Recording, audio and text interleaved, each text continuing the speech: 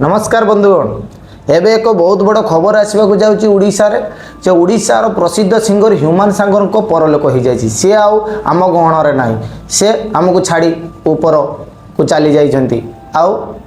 Bhubaneswar AIIMS रु एबे एक बहुत बड़ खबर आसी आम पाखक एवं ओडिशार विभिन्न गणमाध्यम ये रिपोर्ट प्रसारित होउछि जे ह्यूमान सागर ना तांकर मृत्यु हो जाइछि। बहुत बड़ दुखर कथा जड़े